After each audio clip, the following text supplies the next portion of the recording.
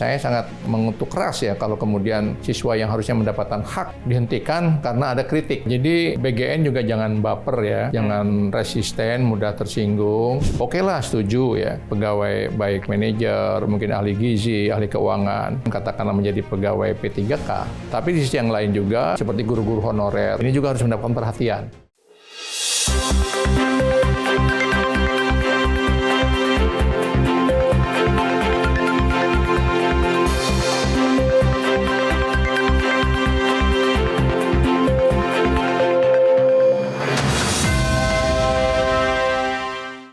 Pemirsa, sudah 1 tahun lebih program Makan Bergizi Gratis atau MBG yang digagas Presiden Prabowo Subianto ini sudah berjalan.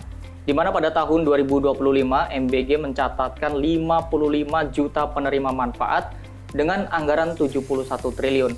Dan direncanakan pada tahun 2026 meningkat menjadi 335 triliun. Tentu berjalannya program MBG ini menemui beberapa catatan nih, tidak mungkin mulus-mulus aja. Dan langsung saja kita akan membahasnya apa aja nih yang menjadi catatan dari program MBG ini bersama anggota Komisi 9 DPR RI dari fraksi PKS Bapak Ahmad Rukyat dari Dapil Jabar 5 Kabupaten Bogor. Terima kasih Pak Ahmad Rukyat sudah hadir dalam program Kabar Nusantara. Dan langsung aja nih Pak, terkait dengan tema pada Kabar Nusantara kali ini terkait dengan evaluasi 1 tahun MBG. Apa yang menjadi catatan Bapak selama ini? Baik, yang pertama sebagai pengantar bahwa program Makan Bergizi Gratis ini sebagai suatu komitmen Bapak Presiden Prabowo Subianto setelah terpilih dan dilantik menjadi presiden. Dan tentu kami di Komisi 9 sebagai mitra harus mensukseskan. Dan di satu sisi dukungan ini sudah ditetapkan dalam kebijakan anggaran. Namun demikian, dalam fungsi pengawasan, kami pun datang ke beberapa tempat. Ya, dan catatan yang pertama, kita menyaksikan masih ada, katakanlah standar ya makan bergizi gratis yang di bawah standar yang diharapkan, yang ditetapkan oleh Badan Gizi Nasional Republik Indonesia. Baik masalah keracunan, ya meskipun dari penerima manfaat yang jumlahnya 55 juta itu masih ditemukan, dan kami sudah datang ke beberapa SPPG baik di Bogor, di Bandung, dan beberapa tempat untuk terus dilakukan suatu perbaikan. Dan malah kami menyarankan agar kerjasama dengan BPOM, ya Badan Pengawas Obat dan Makanan Republik Indonesia, itu untuk dioptimalkan. Ya, perjanjian MOU sudah dilakukan, BGN RI dan BPOM, tinggal pelaksanaannya agar BGN juga welcome terhadap SDM BPOM untuk berkolaborasi meningkatkan kualitas, pastikan makanan bergizi, pastikan makanan itu aman, ya sanitasi SPPG juga tersedia dengan baik. Kalau tadi Bapak sedikit memberikan catatan terkait dengan di tahun 2025 ini masih ada yang mengalami atau misalkan terjadi keracunan. Kira-kira menurut Pak Ahmad sendiri nih Pak, apa yang menyebabkan itu bisa terjadi? Ya, yang kami dapat hasil inspeksi langsung ke lapangan, katakanlah seperti di Kota Bogor, ada SPPG di Sekolah Bina Insani karena adanya bakteri Staphylococcus ya, dan juga Escherichia coli. Berarti ini menunjukkan bahwa katakanlah ketersediaan apakah air yang tidak higienis atau mungkin juga tempat yang mungkin tidak higienis ya, sehingga masih ada kontaminasi bakteri, dan ini harus katakanlah eliminasi ya. Meskipun ada sebagian mengatakan itu hanya katakanlah dari 55 juta mungkin ya, tapi namanya nyawa manusia tetap harus dijaga. Kata orang Arab tuh, waman ahya'a faka'an nama ahya'ana jami'a. Barang siapa ada orang yang menjaga satu jiwa, ya kan, katakanlah satu siswa dengan makan bergizi gratis, maka dia telah menjaga jiwa seluruh manusia di muka bumi. Apakah ini juga yang menjadi tadi Bapak bilang karena memang ada SPPG yang mungkin kurang higienis dan sebagainya, karena memang sejauh ini baru 32% Pak SPPG yang baru mendapatkan SLHS atau dari 21.000, berarti sekitar 6 ribuan Pak ya yang baru memiliki SLHS atau Certificate Like Hygiene Sanitasi. Ini tentu menjadi sebuah ironi Pak. Jadi mereka itu beroperasi dulu, sedangkan sertifikatnya aja belum turun ini Pak. Kok bisa? Kok boleh gitu Pak? Ya, idealnya bahwa pencapaian standar ya, higienis dan juga sanitasinya aman itu tersedia sebelum beroperasi. Seharusnya kan Ya, seperti itu. dan memang dari awal kan sebetulnya program katakanlah 82 juta lebih ya penerima manfaat ini kan akan dicapai dalam kurun waktu yang katakanlah sampai 2029. Tapi Pak Presiden berpendapat ini harus dipercepat ya, sehingga dengan kelembagaan baru Badan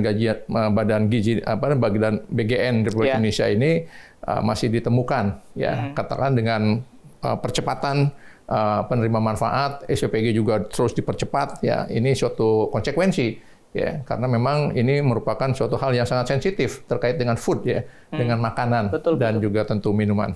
Tapi kan seharusnya kan akselerasi tersebut seharusnya tidak mengorbankan sertifikat atau misalkan administrasi yang seharusnya dilalui dulu gitu Pak. Makanya dari Bapak melihatnya apa kendalanya dari BGN ini? Kenapa tidak mengeluarkan sertifikat dulu atau melakukan inspeksi atau seperti apa sesuai SOP dulu nih Pak? Baik, biar bisa jalan gitu. Begitu mengemuka keracunan, Komisi 9 langsung melakukan rapat dengan BGN Republik Indonesia dan memanggil BPOM juga. Ya. Untuk betul-betul sinergitas. Ini masalah saya lihat ego sektoral juga harus dikurangi. Ya kan? Masalah sinergitas, kolaborasi secara MOU sudah, tapi pelaksanaan di lapangan ini belum optimal. Oleh karena itu, kami waktu itu menyarankan dan kalau boleh bilang memerintahkan lah agar dipastikan bahwa MBG yang beredar itu bergizi, aman, ya memenuhi standar atau sesuai dengan sertifikasi higienis dan sanitasi. Oke. Nah, kalau misalkan tadi Bapak berbicara ada di situ ternyata ditemukan ego sektoral antar kementerian, padahal seharusnya ini kan adalah program yang sangat bagus Pak. Bagaimana bisa memenuhi masyarakat ini dalam gizinya supaya bisa tercukupi untuk bisa mengurangi stunting. Kenapa masih dalam tanda kutip hal seperti ini aja masih ada ego sektoral? Ya, ini kebijakan Pak Presidennya kan sudah bagus ya. Pak Prabowo ini luar biasa. Ya, di beberapa negara sudah dilaksanakan pemberian katakanlah makan bergizi gratis ini di Jepang lebih dari 100 tahun. Sehingga pada implementasinya katakanlah kementerian dan lembaga ini harus betul-betul menyesuaikan dengan kehendak presiden. Karena presiden itu kan sebagai policy maker, pembuat kebijakan. Nah, implementasinya harus betul-betul terus dikejar ya kan, agar sesuai dengan standar mutu yang berkualitas. Karena angkanya tidak main-main, Pak. Kalau di tahun 2025 saja, ini data yang saya himpun dari Jaringan Pemantau Pendidikan Indonesia atau JPPI per 31 Oktober 2025, angka yang keracunan saja sudah menyentuh 16.000 orang. Dan juga di tahun 2026, kan Kepala BGN atau dari pihak BGN menyatakan bahwa targetnya di tahun 2026 ini zero keracunan, menginginkan seperti itu. Tapi kalau yang dirilis dari BGN itu sudah terjadi 10, meskipun JPPI merilis 1.242 korban keracunan MBG per Januari 2026. Ini masih terus terjadi, Pak. Apa langkah yang harus segera dilakukan oleh BGN ataupun pemerintah supaya hal-hal seperti ini tidak terjadi lagi? Ya, jadi terima kasih atas data yang disampaikan tadi oleh suatu komunitas pemerhati pendidikan ya. Ini menunjukkan suatu partisipasi dan tentu data ini harus menjadi suatu katakanlah cambuk ya kan buat BGN untuk lebih waspada dan meningkatkan mutu layanan termasuk memenuhi standar sesuai dengan sertifikasi higienis dan sanitasi. Jadi ini harus bersikap positif. Jangan kemudian kita katakanlah resisten ya, dengan masukan-masukan yang bersifat konstruktif. Oke. Nah ini kalau misalkan tadi Bapak juga berbicara resisten, Pak. BGN kan kemarin waktu rapat dengan Komisi 9, kebetulan saya mengikuti Pak rapat dengar pendapat. Menyampaikan bahwa Kepala BGN jika misalkan ada yang mengkritik atau seperti apa, itu bisa menjadi sebuah akselerasi pengawasan dari semua sektor seperti itu, Pak. Tapi ada case kemarin, Pak, yang juga baru-baru hangat, itu di Lampung ada orang tua siswa melaporkan atau mengkritik menu dari MBG tersebut dan akhirnya dihentikan pendistribusian MBG untuk kedua anaknya di media sosial. Seperti itu, Pak Ahmad melihatnya hal seperti ini seperti apa? Iya, jadi BGN juga jangan baper ya, jangan resisten, mudah tersinggung. Ya, ini ruang publik ini sangat dinamis, segala sesuatu, apalagi evaluasi, apalagi faktanya ada, harus dilihat secara positif untuk perbaikan demi perbaikan. Karena untuk mencapai suatu standar mutu, katakanlah dalam konteks manajemen itu namanya plan do check action. Ya. Untuk mencapai standar do check action, standar katakanlah layanan yang memang bagus, itu harus melalui plan do check action. Ya. Ketika ada evaluasi dari orang tua siswa, maka harus pandang hal yang positif, untuk membuat plan baru yang lebih baik sehingga mencapai standar do check action.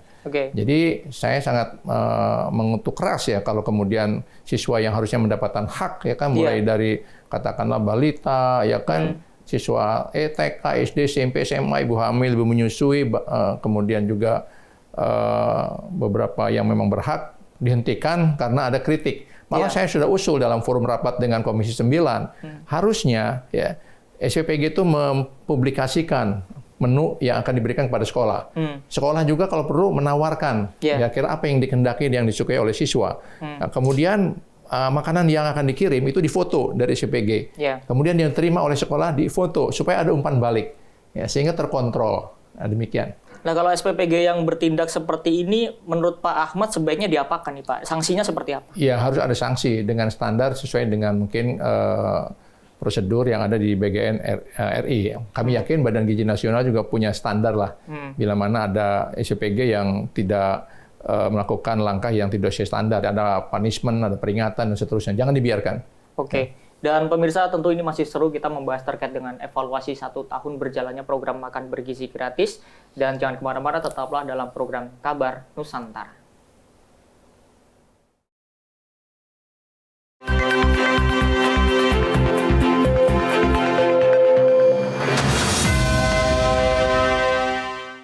Pemirsa, terima kasih Anda masih bersama Kabar Nusantara. Pak, terkait dengan MBG juga yang menjadi rame terkait dengan kemarin di rapat Kepala BGN dengan Komisi 9 menyampaikan bahwa di tahun 2026 ada anggaran 7,1 triliun untuk anggaran SDM. Dan salah satunya untuk mengangkat pegawai SPPG menjadi P3K. Kalau misalkan Pak Ahmad Ruhyat sendiri melihat kenapa ini menjadi hal yang penting untuk diangkat menjadi P3K dari pegawai SPPG tersebut? Ya, yang pertama di satu sisi ini menunjukkan urgensi ya program MBG ini sukses. Tetapi terkait dengan pengangkatan SDM katakanlah menjadi pegawai P3K, ya, ini juga harus ada berkeadilan. Oke lah, setuju ya. Pegawai baik manajer, mungkin ahli gizi, ahli keuangan, ya diangkat menjadi P3K. Kepala SPPG kan Pak, kemudian ahli gizi dan juga akuntannya Pak. Tapi di sisi yang lain juga seperti guru-guru honorer yang sudah mengabdi katakanlah puluhan tahun, nah ini juga harus mendapatkan perhatian. Justru saya melihatnya langkah ya BGN mengangkat katakanlah kepala SPPG, manajernya katakanlah, kemudian ahli gizi, ahli keuangan menjadi pegawai P3K, ini harus memacu ya kan pada lini-lini yang lain seperti guru honorer yang sudah mengabdi puluhan tahun. Saya terus terang kemarin juga saya berjumpa dengan para kepala sekolah ya di Bogor ya. Mereka menyampaikan juga, ini kami nih terus terang guru-guru honorer nih kapan diangkat ya udah puluhan tahun. Jadi justru ini harus menjadi suatu stimulan ya kan agar lebih berkeadilan. Iya, karena tidak hanya mungkin Bapak bertemu langsung Pak, karena memang di media sosial itu sudah sangat ramai dengan terkait dengan pegawai SPPG yang mungkin ini adalah program baru, kemudian tiba-tiba diangkat menjadi P3K. Sedangkan guru honorer di luar sana itu masih berjuang dengan kepastian P3K-nya itu atau bisa mendapatkan slot untuk bisa menjadi P3K itu. Ya.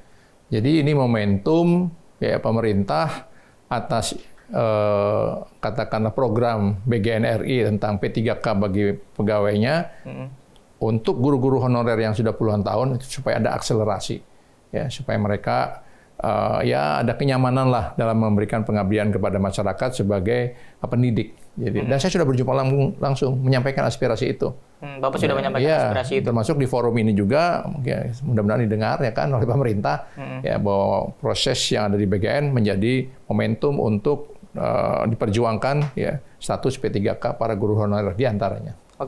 Kemudian juga proses dari misalkan kepala SPPG, ahli gizi ataupun akuntannya prosesnya menjadi P3K, apakah tetap mengikuti prosedur seperti ingin masuk ke ASN atau seperti apa atau hanya formalitas, Pak? Ya, ini kan negara ini kan semuanya penuh aturan ya. Jadi sebagai suatu tahap pertama untuk menunjukkan kesungguhan ya kan dalam kesuksesan program MBG, meskipun ya dalam kesuksesan program pendidikan juga para guru honorer juga harus mendapat perhatian. Ya, jadi kita melangkahnya setahap demi setahap lah. Seperti itu. Oke, dan itu clear ya Pak, berarti dari Komisi 9 DPR RI atau selaku anggota DPR, Bapak juga sebetulnya sudah pernah memberikan masukan ataupun aspirasi terkait hal itu. Dan Bapak tadi berharap semoga hal ini juga bisa menjadi stimulus, supaya juga untuk di sektor-sektor lain bisa diangkat menjadi P3K juga. Betul. Dan oke Pak, kita berlanjut terkait dengan yang juga ramai kita mengevaluasi bagaimana MBG berjalan ini terkait dengan ahli gizi Pak.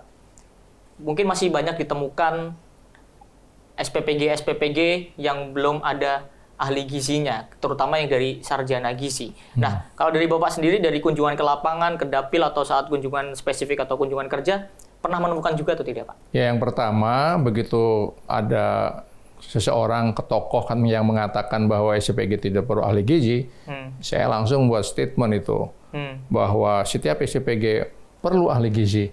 Ya, karena ini menyangkut keselamatan, katakanlah makanan yang akan dikonsumsi oleh penerima manfaat. Ya, tetapi definisi ahli gizi ini ada yang memang sarjana ahli gizi, tapi ada beberapa program perkuliahan yang memang di sana juga diberikan ya kan ilmu tentang masalah gizi. Jadi tidak spesifik ya kan sebagai katakanlah fakultas katakanlah gizi kan sekarang kayak di IPB ada fakultas pangan ya. Di beberapa perguruan tinggi juga ada fakultas yang memang dalam programnya ya mempelajari gizi, seperti itu.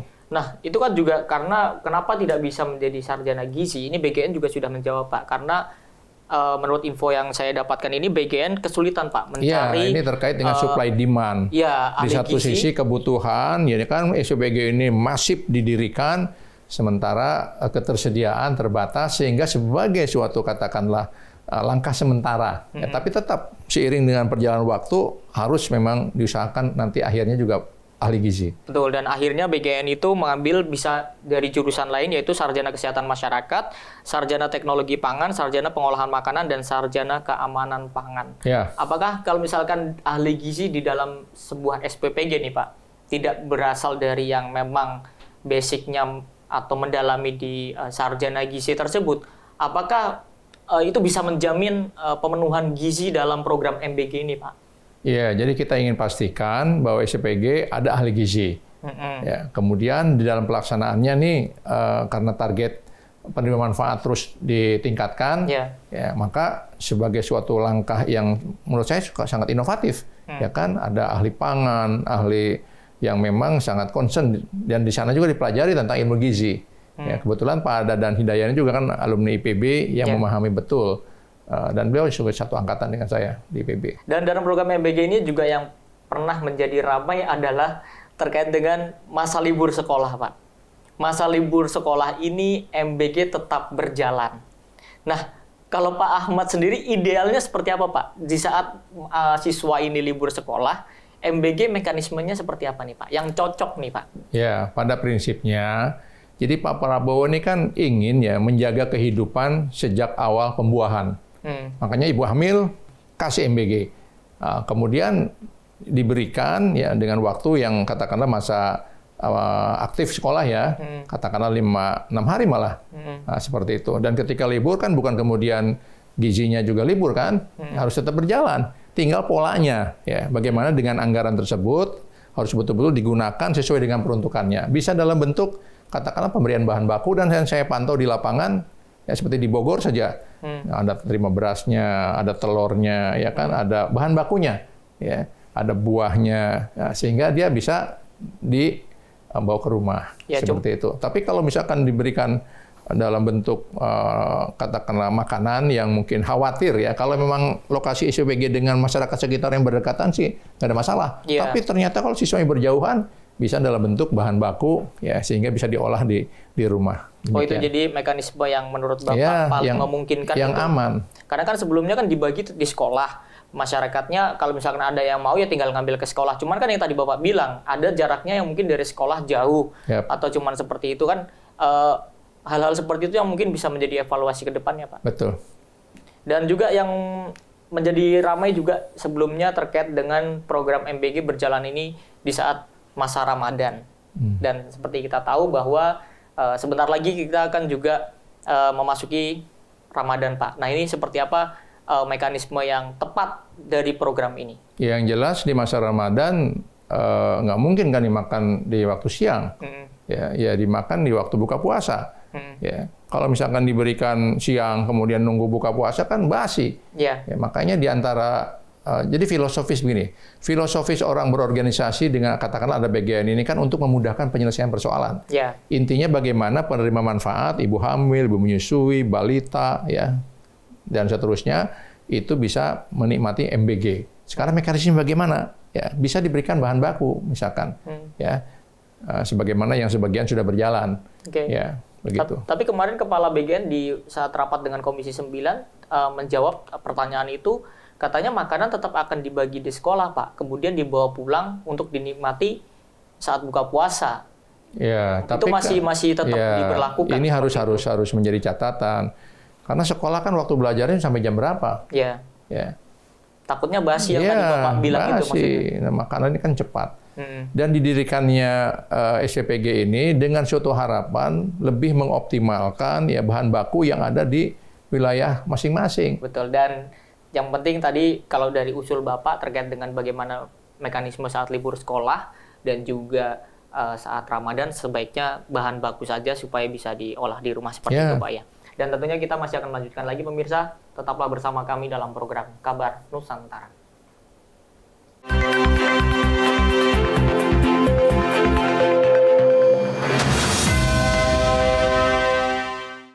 Pemirsa, kembali lagi dalam program Kabar Nusantara masih bersama Pak Ahmad Ru'yat dari Dapil Jabar 5 Kabupaten Bogor. Siap. Pak Ahmad, kalau misalkan kemarin juga yang menjadi sorotan ada di MBG ini makanan pabrikan atau ultra processed food seperti itu. Nah, ini makanan-makanan seperti ini sebetulnya dibatasi saja atau dilarang sekalian?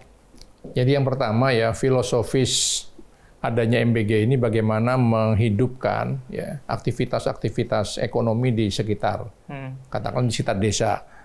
Bicara susu ya sebaiknya diberikan susu murni, ya yang memang aman. Ya, jangan sampai masih terlihat ada susu-susu kemasan, ya, apalagi kandungan gulanya juga kalau misalkan masih cukup tinggi, ya kan ini bisa bahaya, bisa menimbulkan katakanlah diabetes, ya kan. Nah, di dalam kenyataannya masih ada produk-produk kemasan ini menjadi evaluasi dan selalu kita ingatkan, ya, kemasan yang katakanlah bermerek gitu kan, untuk kembali ke muatan lokal, ya, supaya peternakan juga bisa berkembang. Dan alhamdulillah dari informasi yang berkembang ya dengan adanya MBG ini, katakanlah pedagang-pedagang beras yang tadinya mungkin yang dari Subang harus ngejual ke Jakarta, sekarang di Subang juga terserap oleh program MBG. Ya, kemudian juga sayur-sayuran, ya, yang mungkin harus dikirim jauh, sekarang di daerahnya sudah terserap. Jadi ngirit biaya distribusi atau logistik, Pak, ya? Telur juga, ya. Harganya juga jadi bersaing bagus, ya kan, terserap, ya, kemudian ayam, ya, kemudian juga ikan. Jadi ini sebetulnya multiplier efeknya ya, filosofisnya harusnya menggerakkan ekonomi rakyat secara masif, tapi masih ditemukan. Saya juga lihat posting di katakanlah mungkin TikTok, ya kan, wah ini ada kue-kue kemasan gitu kan, harusnya kan tidak seperti itu. Jadi sebaiknya dibatasi atau malah diperketat saja, Pak, untuk makanan-makanan seperti itu ya? Ini proses. Harusnya sih mengoptimalkan produk-produk susu murni ya dari para peternak. Ya. Tapi di dalam pemenuhan ini kan menyangkut supply demand, karena ketersediaannya tidak bisa memenuhi sehingga langkah sementara. Sebagai suatu langkah sementara, ya kita nggak bisa kita pungkiri, karena ini kan targetnya digeber terus kan, menuju 82 juta lebih kan, nah, seperti itu. Yang penting jangan sampai dibuka dengan adanya ini malah potensi ada keran impor, Pak, ya, itu jangan sampai untuk menyuplai itu gitu. Harus menghidupkan katakanlah kesejahteraan petani dan peternak, dan nelayan. Dan ini, Pak, beralih terkait dengan BGN ini berencana di tahun 2026, bahkan di tahun 2025 sudah dilaksanakan terkait dengan MBG untuk ibu hamil, kemudian ibu menyusui anak balita. Nah, apakah program ini MBG untuk mereka perlu diperluas menurut Bapak? Oh iya, jadi saya ingat betul itu program Bapak Presiden Prabowo ini kan bagaimana menjaga kehidupan sejak awal pembuahan.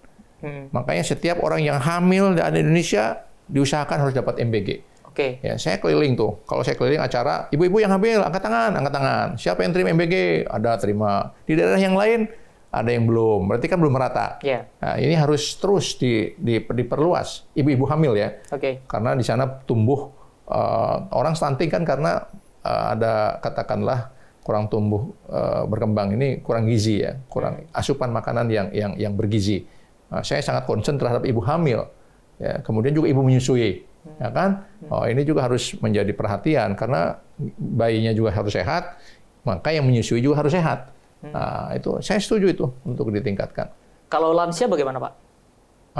Jadi saya juga sempat dapat pertanyaan dari mahasiswa, Pak, kenapa kami nggak dapat? Ya kan? Tapi ternyata hasil penelitian efektivitas optimalisasi pertumbuhan itu sampai usia 18 tahun. Oh, ya. Jadi setelah 18 tahun nggak tumbuh atau seperti apa? Maksudnya setelah 18 tahun ya cukup mengkonsumsi secukupnya lah. Tapi yang sangat dibutuhkan ya dari sejak awal pembuahan ya kehidupan sampai 18 tahun. Oke. Nah, tapi kalau untuk lansia ya kita juga nggak bisa ngelarang. Ya di berbagai negara lansia juga mendapatkan perhatian. Ya, jadi mungkin bertahap lah. Ya, ya disesuaikan juga dengan kemampuan katakanlah anggaran seperti itu.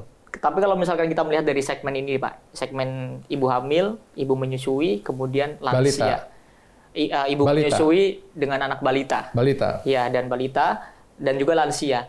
Apakah dalam skema ini kalau misalkan diperluas nih, Pak, memang jadi diperluas di tahun ini, Pak Ahmad melihatnya apakah perlu di mapping gitu, misalkan dengan masyarakat yang kurang mampu, dengan yang masyarakat menengah ke atas itu perlu di mapping lagi atau tidak? Saya sejak awal kalau urusan siapa sih yang lebih prioritas, saya sampaikan. Ya, pada mereka yang membutuhkan. Ya, yang kaya-kaya sih nggak usah lah. Ya, sempat saya sampaikan itu. Oh, Bapak sempat sampaikan. Tapi karena ini kebijakan Pak Presiden sebagai policy maker, dan kita harus menghargai itu. Ya kan? Karena kita kan sistem pemerintahan presidensial. Posisi presiden itu sangat kuat. Ya, dan memang akhirnya ingin merata. Ya, seperti itu. Ada baiknya juga, ya, supaya tidak ada juga kesulitan mengidentifikasi, tidak mudah juga kan. Dalam data tunggal sosial ekonomi nasional itu kan tingkat kesejahteraan itu kan ada desil 1, desil 2 sampai desil 10. Wah, itu perlu proses waktu yang panjang. Makanya supaya praktis, set kebagian semua. Dan itu juga yang ini baru mau saya tanyakan terkait dengan tantangannya kan juga akan berat, apalagi sinergi dengan Dinas Kependudukan, kemudian dengan BKKBN dan sebagainya. Dan saya termasuk yang pertama mengusulkan ketika rapat dengan BPS, kenapa sih data itu terpisah-pisah ketika saya awal dilantik 1 Oktober tuh. Ya kan, ada data di Kemensos, ada di BPS, disatukan. Akhirnya saya usulkan supaya ada data tunggal sosial ekonomi yang memang terpercaya, independen, ya. Maka muncullah Inpres nomor 4 tahun 2025. Ya kan, tentang data tunggal sosial ekonomi nasional. Dan itu bisa menjadi acuan sebetulnya, menjadi acuan. Pak. Tapi itu apakah sudah valid atau bagaimana, Pak? Ya terus ditingkatkan, diperbaharui, ya kan, agar betul-betul sesuai dengan fakta di lapangan. Nah, seperti itu. Nah, ini juga karena kenapa saya bertanya seperti itu, Pak? Kalau misalkan dipukul rata, nanti akan banyak potensi terkait dengan sisa makanan tersebut. Kalau misalkan yang memang biasa makannya apa, kemudian dikasih apa, otomatis kan akhirnya tidak dimakan. Dan begitu pun sudah terjadi di banyak sekolah-sekolah, Pak. Jadi guru yang akhirnya kreatif mengolah sisa makanan MBG ini menjadi apa, menjadi pakan ternak, apa dan sebagainya. Hal-hal seperti ini kan yang sebetulnya yang perlu menjadi perhatian atau langkah-langkah seperti apa dari BGN untuk bisa mengatasi hal ini, Pak? Ya. Saya pernah usulkan rapat resmi ya Komisi 9 dengan BGN agar ada komunikasi yang efektif antara penerima manfaat katakanlah sekolah dengan SPPG. Ya, jadi SPPG menawarkan menu-menu makanan, dari sekolah juga mengusulkan kira-kira makanan yang cocok kan di setiap daerah, mungkin di Jawa, di Kalimantan, di Papua kan beda-beda. Nah, dikomunikasi ya sehingga yang dikatakanlah kemas ya, yang diolah di SPPG ini sesuai dengan keinginan yang akan dikonsumsi oleh anak untuk menghindari sisa makanan. Ya, dan kalau ada sisa makanan yang mungkin itu juga nggak bisa dihindarkan, ya harus dibawa oleh SPPG. Ya.